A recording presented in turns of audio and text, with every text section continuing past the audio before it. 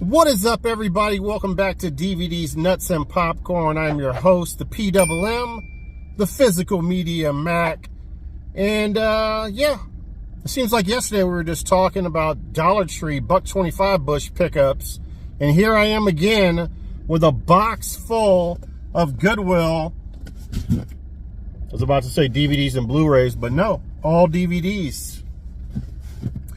Now, I'm recording in kind of a different little location here. Hopefully the lighting is not too bad, next to the side of some construction business, because I just dropped Storm off, my shepherd, because my other dog took a bite out of her face. So I want to have the vet take a look at it to see if it needs stitches or anything like that.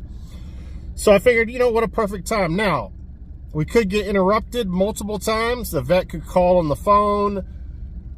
Storm could get done with whatever they're doing, the inspection of her eye, and I have to cut for that. But we're gonna get started. How about that? Hopefully you guys are having a wonderful Wednesday.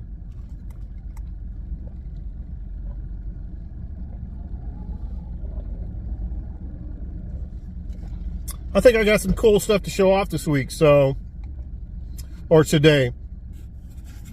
All right, I decided to start collecting Seagal movies, and that does include the Curse of the 2000s, okay? Anything after 2000, I consider 1999 really 2000, to be honest with you.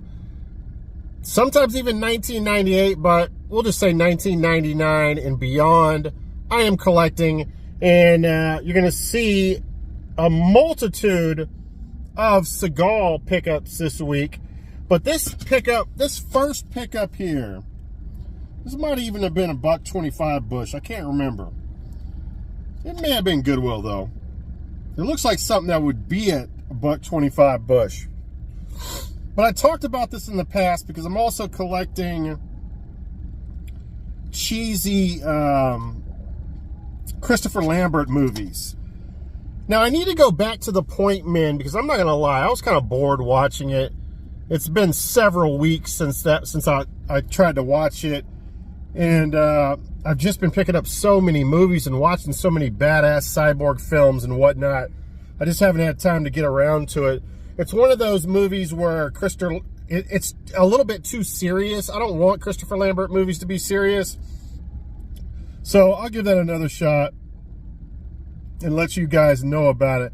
We also have on here is a, what is it? Kevin Sorbo movie, a remake of Walking Tall.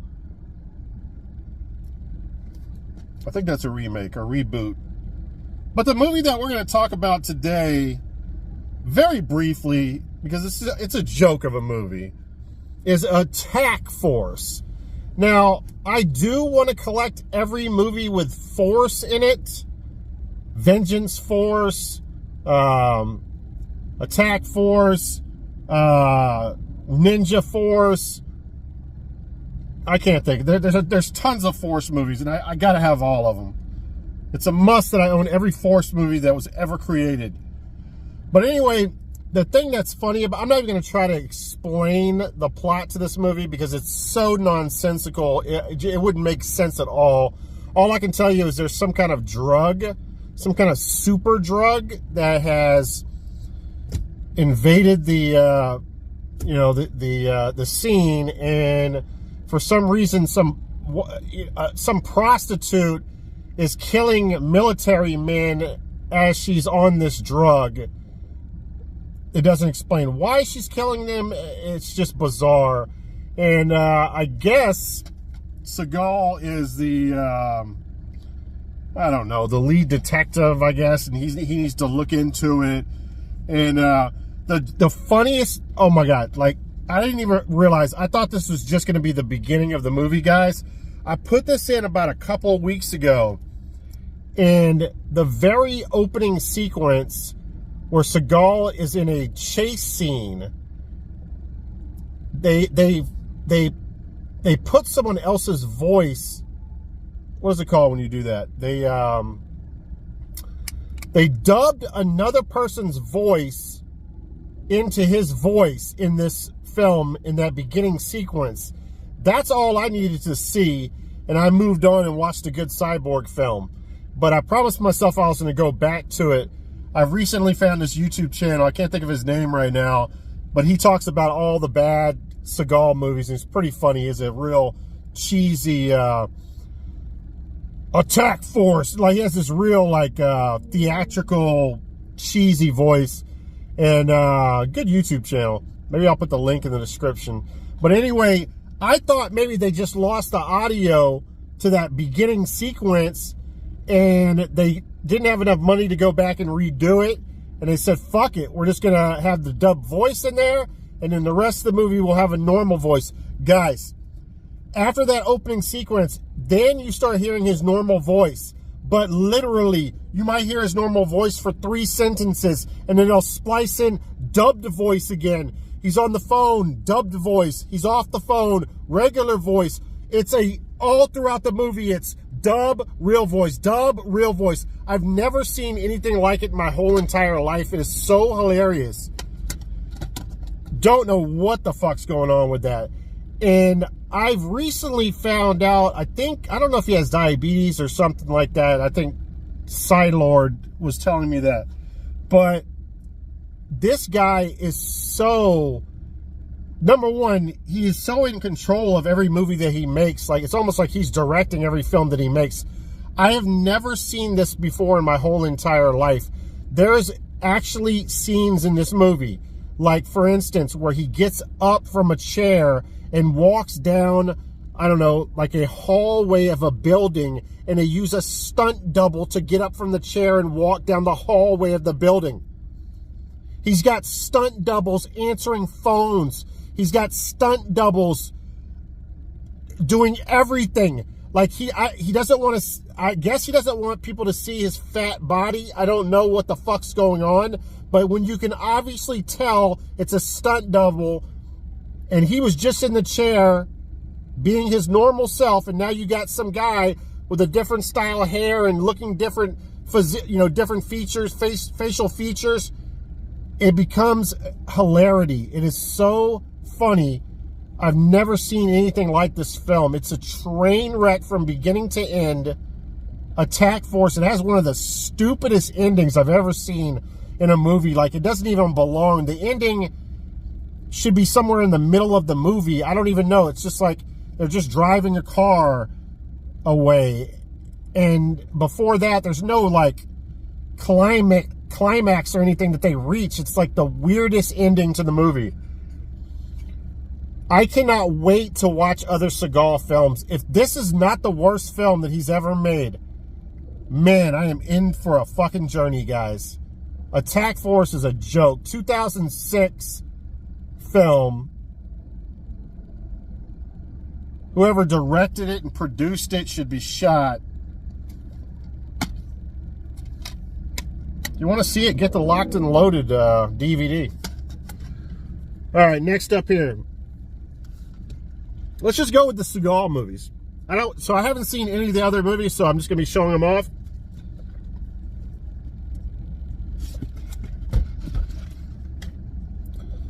Next up, we have, in a blockbuster case, it says, his rules, his way, no exceptions. Kill Switch. Wasn't there a PS2 game with that hide behind the corner combat move where you could, like, almost, it has like a Gears to War type of, it's one of the first games, Kill Switch? Or am I getting that wrong? I think that was a PS2 game, Kill Switch. Is this a PS2 adaptation? Is he in a video game movie? It'd be pretty badass, actually. Anyway, I have no clue what this is. I know it's going to be horrible. It is, who gives a shit? It's post-2000, I guarantee it. Doesn't have the paperwork. It says, Detective Jacob King is one of the most celebrated homicide detectives in the country.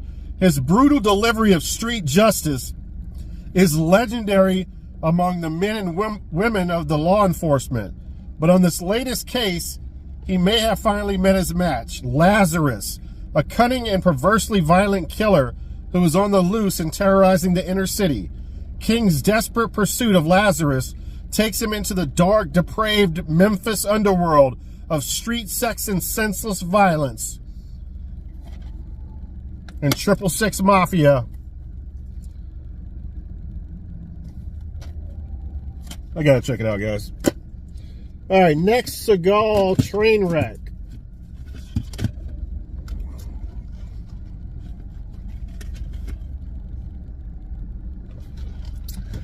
I actually like the cover of this, to be honest with you. Never even heard of this movie. Seagal stars in Into the Sun. And this was a 2005 film, if I'm reading that correctly. It does come with the paperwork, which is nice.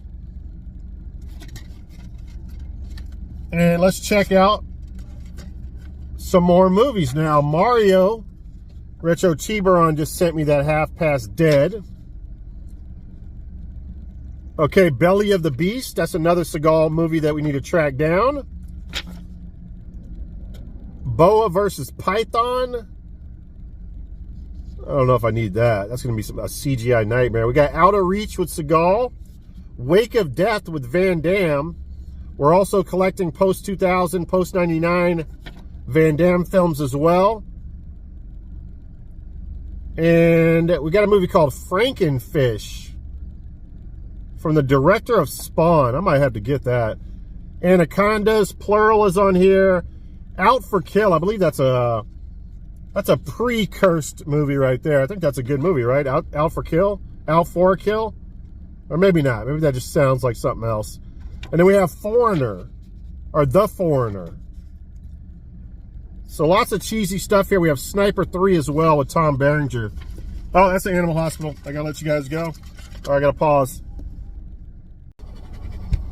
All right, guys, so there's Storm right there. She's got a little eye injury right now. There's no way I'm going to be able to record with her in the car because she's going to be whining and causing all kinds of problems. Storm! Storm! Check out my subscribers. Storm! Beautiful dog. All right, I'm going to take Storm home and then we'll finish this video. Storm! Woo!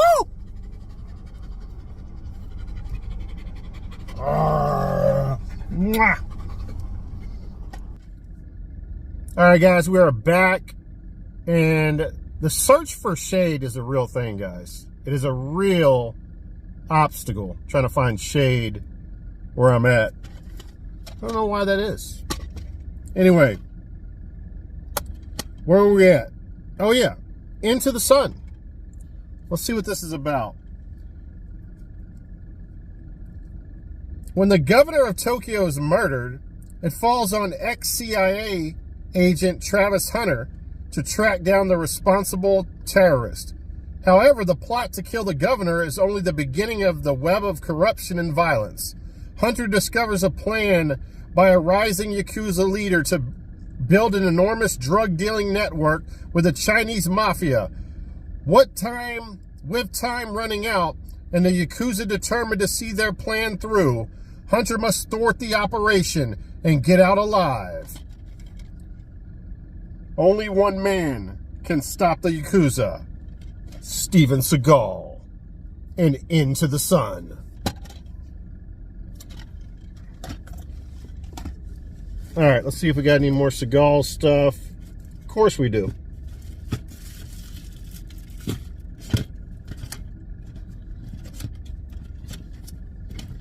Oh, Lordy, this is going to be bad. I know I'm losing my mind, guys, but I'm not so far gone that I'm going to start collecting Steve Austin films. I'm just not going to do it. I'm going to leave that for the Psylords of the world. But he's the buddy. He buddies up with Seagal in this one, so I had to pick it up. Maximum Conviction. with Stone Cold Steve Austin. I should do the Budweiser thing, crack them together right now. Is that Budweiser he does that with? I'm trying to remember. It's probably Bud Light. He's a lightweight Steve Austin. All right. Let me see. Maximum security, maximum firepower. What's this about? For former Special Forces commandos turned private security contractors, Steele, Steven Seagal, and Manning, Steve Austin, it was supposed to be an easy assignment. Clear a cell block of detainees from a decommissioned top-secret military prison. But when a cold-blooded team of mercenaries attempts a targeted extraction of 2 mysterious female inmates, the concrete fortress becomes a total kill zone. Trained killers wait in every corner. The most dangerous convicts are out of their cells. And for 2 warriors who've survived dozens of battlefields, tonight will be the deadliest fight of their lives. Taekwondo world champion Bryn Foster is in this.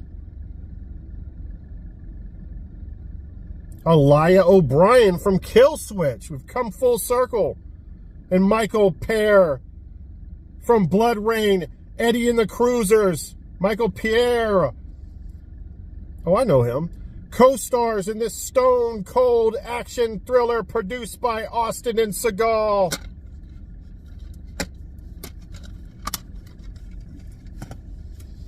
I'm definitely losing my shit. All right. One more Seagal movie. Oh, God, it's going to be bad. Imagine being trapped with post-2000, post-99 Seagal in a fucking submarine for an hour and a half. We got it here, guys. Submerged. Terror has been launched undersea. He found the enemy on the wrong side. Steven Seagal. I love how they throw like instead of naming like some of the best films he's ever made, like Hard to Kill and films like that, it says Steven Seagal, Belly of the Beast, Out for a Kill. The free world's most independent anti-terrorist agent is going down under. Not to foreign ports, but submerged under the sea, where waves of deceit are set to torpedo his command permanently. Chris Cody, Seagal, is summoned from his military prison cell. And, man, how many military prison movies have we seen lately? And promised a presidential pardon. How many sci-fi films have we seen like that? Presidential pardon with a hitch. An American ambassador has been assassinated by the U.S. Secret Service. Now the CIA wants Cody to uncover and terminate his deadly operation, but they don't tell him the truth. Cody ends up overpowered and trapped beneath the waves, but hardly out of his depth. Oh my God. I replaced the case on this one. The case had stickers all over it. I can't wait to see that one, guys. All right, now let's try to work through this really fast. Okay, so Ty Lord, aka Sci-Lord, told me when I showed him that I picked this up, he was very happy. He's a big fan of this movie. And I am an hour and 20 minutes into the movie, but I had to take Storm to the doctor and record this for you guys. So I stopped watching the film, which was hard to do because I love it. It's a really good action, kind of like a buddy cop type of movie. And the fight sequences are so well choreographed. The action sequences are so well done. It's a lot of fucking fun, this film. Really cool movie. It's about a serial killer that fights people to death. And he wears almost like a Zorro type of mask. And I guess he used to be him and our boy Gary Daniels, they used to have the same sensei, and this guy killed their sensei. And but the funniest part of this movie, guys, is the black cop that he buddies up with, that Gary Daniels buddies up with. I don't know if he's doing an Eddie Murphy impersonation the whole film or what is going on, but his voice sounds exactly like Eddie Murphy's. He looks very similar to Eddie Murphy. He even has the gap teeth like Eddie Murphy. The mannerisms of Eddie Murphy. It is so funny watching this movie, and I don't know if the joke is on the person on us that's watching the film, and the director has told him impersonate Eddie Murphy the whole fucking movie. If you turn your head, you will think that you're watching 48 Hours or listening to 48 Hours or Beverly Hills Cop. He sounds that much like Eddie Murphy. It's crazy. But Gary Daniels is considered the mind hunter. He's like a serial killer specialist in the movie. And yeah, man, this is a badass film. Cannot wait to finish watching the rest of it. Maybe we'll talk more about it later on, but you know, I can pretty much sum it up as it's badass.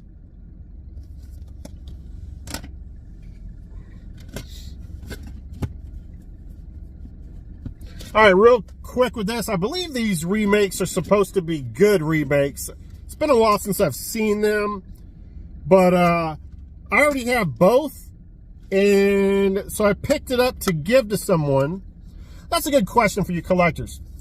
When you get something like this, a double feature of two movies that you own individually, and let's say just like this, the double feature is a DVD, right? And the movie that you own is not Blu-ray, or the two movies you own are both DVDs, not Blu-rays. Which do you give away and which do you keep? Do you keep this one because of space, or do you keep the other ones because it's cooler to have them individually?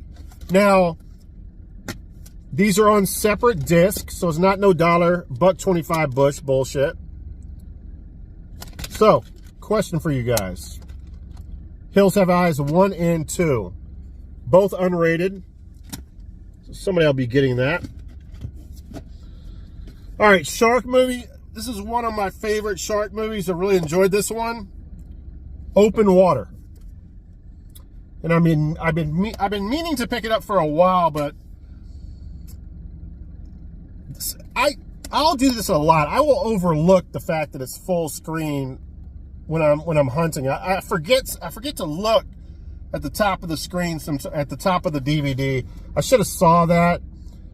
Is there a widescreen release of this? I'm pretty certain there is. It's not like it's super duper old. But anyway, still cool. It's not like I don't watch a lot of full screen stuff. You know, when you're watching all these cyborg films and these sci-fis on these collections, they show nothing but freaking full screen. So I'm used to it. Now, if you don't know about Open Water, basically it's about this this ship that goes out in the middle of the ocean, and it's a snorkeling expedition. You know, you pay to go out in this boat. You know, they have a piece of paper, they write everybody's name down. You know, it's supposed to be well organized, right? And then when everybody's coming up from the water and getting back into the ship, when their time is up, you check off the names to make sure everybody's back in the boat. Somehow they fuck that up, leave I believe it's a boyfriend, girlfriend, or husband, wife in the water 1,000 miles. I don't know if it's 1,000 miles, but whatever. You can't see land. That's how far it is out in the ocean. And the ship takes off and leaves. So there's some kind of clerical error, and these guys are left out in the middle of the fucking ocean that's full of sharks. And I'll be honest with you, I actually enjoy movies like this. I don't think they show a shark the whole fucking film. They might show a shark fin, but I don't remember them showing sharks. It's the anticipation that a shark is under the water when you're swimming and you have nothing to latch onto and there's no land in sight. That's the terrorizing, kind of like what's behind that Texas Chainsaw Massacre door. We end up finding out, but it's almost more terrorizing not knowing. And to me, it's more terrorizing not knowing what's under the water. But, you know, a litany of people that are respected film journalists are all over this saying that they love it. Leonard Maltin, Kevin Thomas, Peter Travers, Rex Reed, Siskel and Ebert. I'm sorry, Ebert and Robert. Robert? What am I trying to say? All right, it's got the scene selection in there. Check it out. It's a good film. All right, speaking of video game movies, you got the Blockbuster exclusive case. I like Blockbuster exclusive cases. And this is a Dimension Extreme collection right here. Now, it says on the back of it, I want to see what you guys think about this. Matthew Turner from View London says, "This is the best movie adaptation of a video game so far." When did this come out?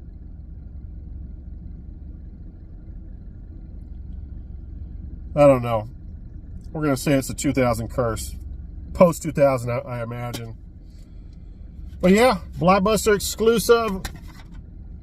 Oh, I know what. One of the main reasons I picked this up, it's got my girl in it, the ultimate trailer trash hottie, Jamie Presley. That's her right there on the cover. And I love me some Jamie Presley.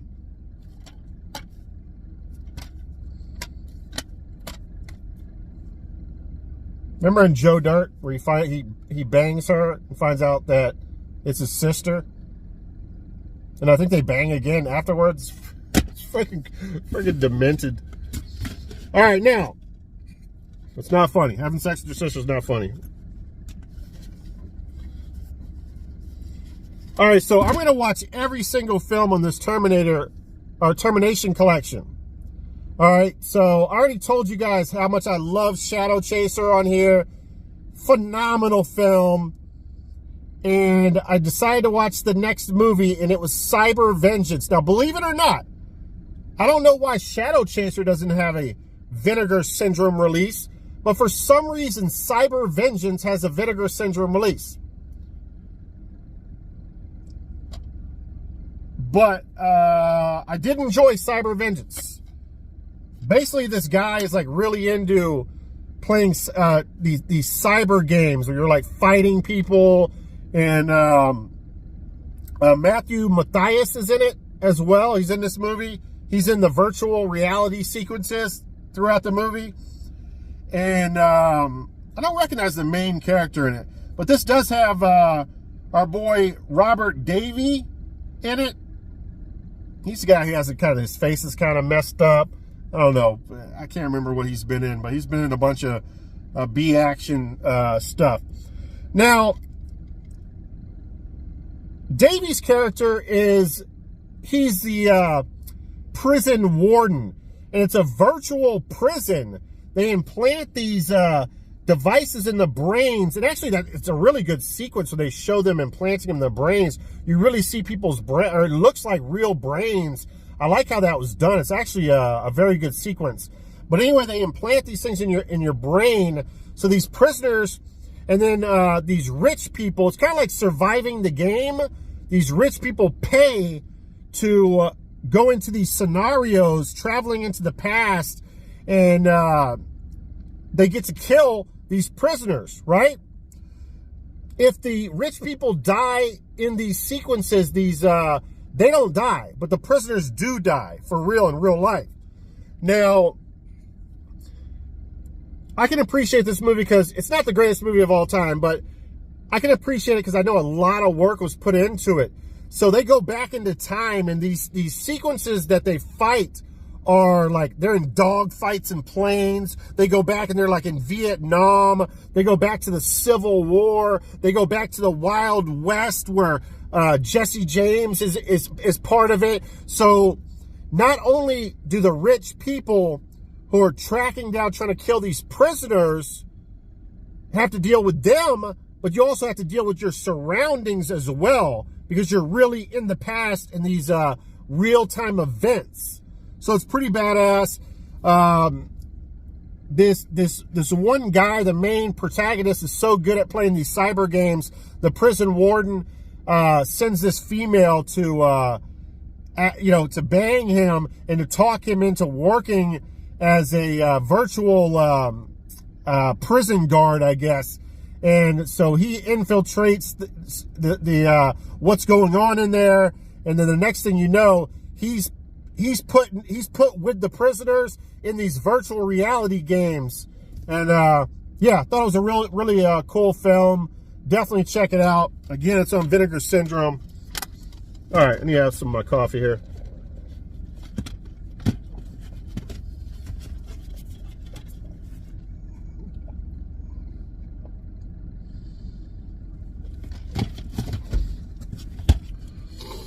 All right, let's go over these. I don't know why. Well, I shouldn't say I don't know why. I just feel like these are badass. I've never picked up movie screeners before.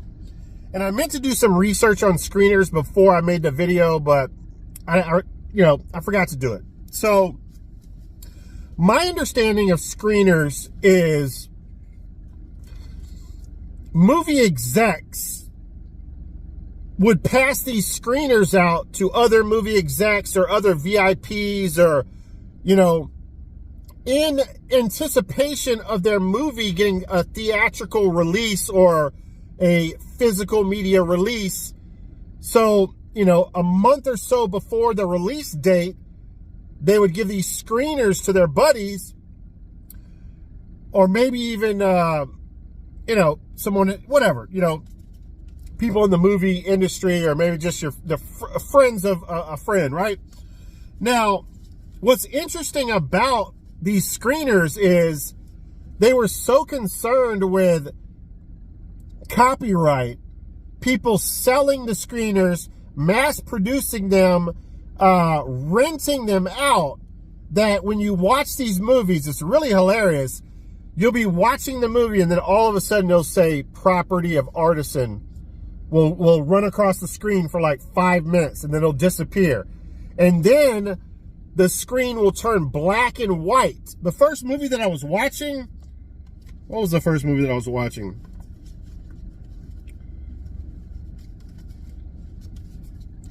Frostbite. All of a sudden you'll see it'll turn from color to black and white. And I thought it was like some kind of artistic thing the director was doing, and it didn't bother me at all. It made sense to me at the time. And then when I read the crawl before the movie, or before the presentation came on, I think on the next film that I was watching, or the next screener, it said parts of the audio might not be 100%. Some editing might still need to be done, and it will go from black and white to color every once in a while because of copyright issues and stuff like that. So that's something that comes with it. But it's kind of cool to see that, the process of what they do to try to get people to steal their content. But let's just start off with this one. So I watched 3 of these movies, all right? And this one has the porn star Tracy Lords, who actually gets some credit. I've heard people credit her. She actually became a pretty decent actress and has been in a lot of movies, not just porn movies, but actual real movies and stuff. But guys, I would say 90% of the jokes in this movie, they miss completely, to the point where the jokes miss so much and it's so unfunny that it's actually kind of funny, the unfunniness, if that makes any sense. But I think 2 people save this film and make it something that I'm probably going to watch again one day. I'm not even bullshit, as bad as it is. And he's not on the cover here. And I did no research. The head of the ski school, and let's say he's called the head of the Richies. So in this movie, there's the Pories and there's the richies. So the poories are the poor people, and the richies obviously are the rich people. So there's a divide between the poor and the rich at the ski school. Now, it doesn't even have the actors on the back of it. But the head of the richies, this old guy, maybe I'll put a picture up here. I'm definitely going to put a photo of the black guy. And so he's the head of the richies, and the black guy is kind of the head of the poories, right? And the black guy is like sitting down. Like, I watched this with a female friend of mine, and she didn't think any of this was funny. But I don't know why. Like, there's two parts of it that I thought were hilarious. And the black guy is like explaining to the younger guys, it's like story time, right? And they're at this bar. It's like a half coffee bar, half like liquor bar. And it's where everybody hangs out in the ski school, right? And the richies and the poories getting fights there all the time. And he's like explaining, he's like, oh, back in the past, they wouldn't let us ski. They wouldn't let us ski on their mountains. They had signs up that said, others. We knew what others meant. They didn't let blacks and Jews and I think they said Italians or something like that. They're like trying to be funny or whatever. And he's like, I had to ski down the other ski hill. And I was so poor back then, I only had one ski. And so I skied down the hill with one ski. And they're like, the young guys are like, so you invented snowboarding? And he's like, yeah, I invented snowboarding. But the richie guy stole it from me and made all kinds of money, and I'm broke. And I don't know why. I just find it so funny that the black guy invented snowboarding because he's too poor. He had one ski. I just started cracking up, man. And then at the end, like towards the end of the movie, I don't know what the fuck. So they end up getting in this ski hill battle, the poories and the richies, and the poories win. And I think the richies have to leave the ski mountain or whatever. And the head guy comes in again with his team and shit. And he tells the black guy, he's like, we're getting out of here. And he's like, oh yeah, where are you going? And he's like, I don't know what he explained, but he explained something about a one-legged boat, or I don't know what it was. But the black guy looks at him and is like, you didn't invent that. That's called surfing. He's like, the Africans invented that. We invented that shit back in the slave ships. When we were trying to escape the slave ships, we surfed on planks of wood away from the slave ships. I just started losing that shit. I think I spit fucking beer out across the room.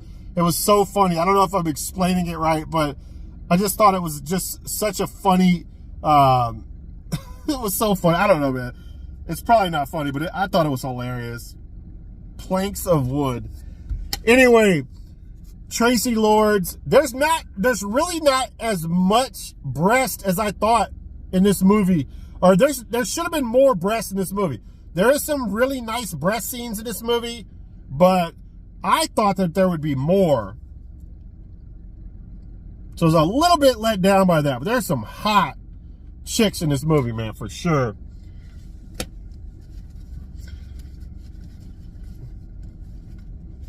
All right, let me go through the other ones and I'll explain the last two that I saw. So we have Dark Harvest 2. Some kind of scarecrow movie that looks badass. So I'm definitely going to check that out. See, it tells you what the street date is and the premiere date. It's very interesting.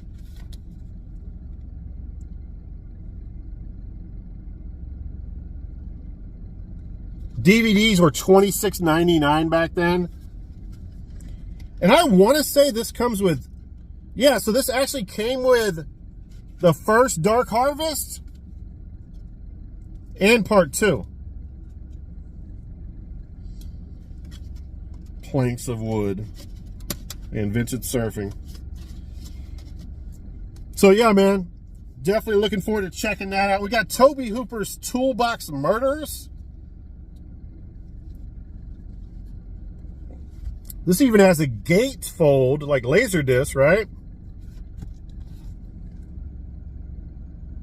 Order date, street date. This came out in 2005. Widescreen.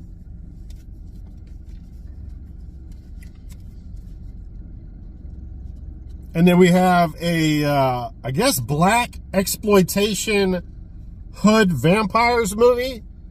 Kind of like, you know, gangster, but you got gangstas. I guess vampires. I don't know. Maybe I'm reaching. Also has the gatefold. And this shit looks hood as fuck. We gotta read this shit. Alright. The dead come to life and are looking for blood in this terrifying tale of revenge and sacrifice. 8 years after Jakeem gets out of prison, he returns to his old neighborhood to seek revenge against the gangsters who set him up.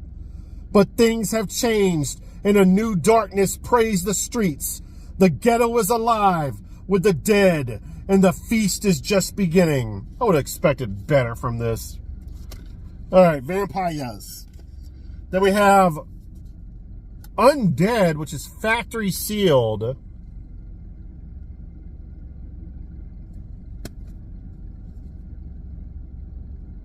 Look at that action right there. Look at that Undead action there. All right, put that to the side.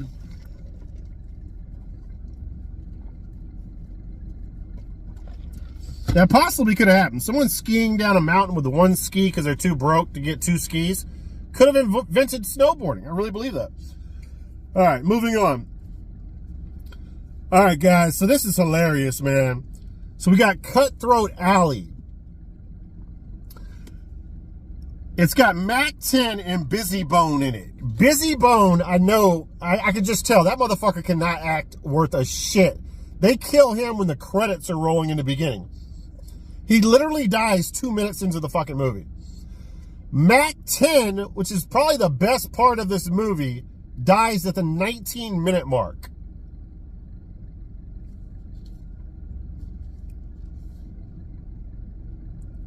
Horror in the Hood. Listen, guys, I'm a big fan of Leprechaun in the Hood, and I'm actually one of the few people that actually like Leprechaun Back to the Hood, the sequel. Now, is it on a tier with Leprechaun in the Hood? No, it's a little bit below that tier. And I'm not saying that this is even as good as Leprechaun Back to the Hood, but it is just slightly below that tier. I actually got some enjoyment out of watching it. Now, these ultra low budget films make the same mistake every time. You cannot make an hour and 37 minute low budget crappy slasher hood film at an hour and 37 clip. It just does not work. Make the movie an hour 10 and get the fuck on out. If it was an hour 10, I'd be fucking praising this film. But it dragged way too long, and it took a lot away from it. But I still think if you like Leprechaun in the Hood type of movies, I think this is an enjoyable one. It's not a lame, dry ass movie like Straight Outta Oakland. This is some hilarious hood shit, and it actually has some decent practical effects that, like, it surprised me. They got this knife right here going, him backstabbing someone with a knife, and the blade actually coming out of the front, which was surprising. Lives are lost, but this time it's not from a drive-by. There's a serial killer on the loose with a grisly trademark. He hunts down his victims and slits their throats. But now the hunter has become the hunted. Jacob's rep is on the line, and he and his friends take action. But the streets are growing deadlier. The only way out could be a body bag. But yeah, Mac 10's like the bully gangster character in the movie. Cutthroat Alley. Now, you give these movies a pass because you could tell a lot of work was put into these films and they had zero money. I mean, they literally made these movies probably with $5,000. The same shit here. This is a super ultra low budget movie. Sick. Which is Serial Insane Clown Killers. They should have had the Insane Clown Posse in this movie. I'm not gonna lie to you guys, this is a bad film, but I mean, it is so bad that it's actually pretty fun. And again, they put a lot of work into this is a labor of love. Like, some director, this is probably the only thing he ever made. He put his life's worth into it. And it's a killer clown movie, and I love my killer clown movies. The killer clown's like, literally, like, his dialogue is so funny. He just goes around going, Humpty Dumpty sat on the wall. He just like says nursery rhymes throughout the film when he's about to kill you. Are you scared of the dark? Are you scared of the unknown? Are you scared of clowns? This winter you will be. It's pretty fucking funny. Some of the scenes are hilarious. Somebody's head gets lobbed off with an axe, but it's not the greatest scene ever, but it's not that bad either. It was a pretty good beheading, to be honest with you. All right, I think that was it. Let's wrap this up. This video is running so long. All right, I'm a huge fan of Christmas horror films, so I thought this was a badass pickup here. Classic Christmas episodes, The Twilight Zone. And I even remember, I don't know how many episodes. Let me see.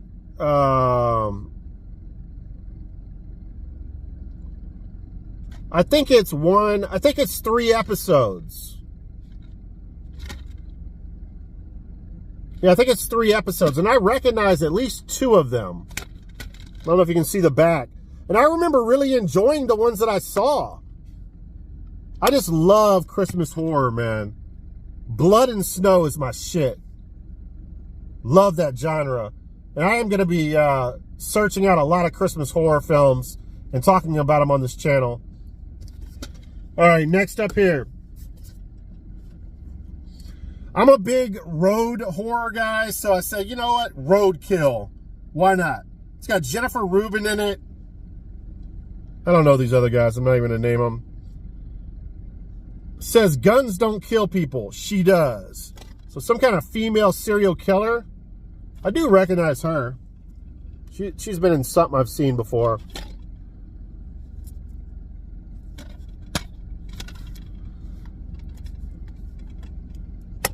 Buckle up for this award-winning black comedy that takes you on a twisted journey of 3,000 miles, one murder for hire, and one last shot of fame and fortune.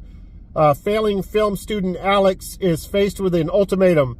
Quit making Jackie Chan ripoffs and create a documentary with passion and heart. When he meets the mysterious neighbor Blue, a sexy hit woman, a bunch of shit happens. All right, so Roadkill. I'll let you guys know how this film is in the next video, if I have time. I got so many movies to watch. And we'll end it on a classic film, a movie that doesn't get talked about enough, because I think probably the year it came out, yeah, exactly, because people don't like 60s horror films, and I'm the same way. But this one I am definitely backing. 1968's Rosemary's Baby. Such an amazing film. I put this up there with the Carries and the Shinings and the greatest films of all time, the greatest horror movies of all time. It's up there. It's got the devil baby with the devil eyes. Man, it's fucking phenomenal. I haven't seen it in many, many years, but I decided to pick it up. It's got the paper, chapter selection. All right, guys, that's it. This video is probably run way too long, as always. And yeah, so from the PWM, the Physical Media Mac, I wanted to say good luck out there finding whatever physical media that you guys are looking for. And I'll talk to you guys and see you in the next video. Peace out, guys. Peace out!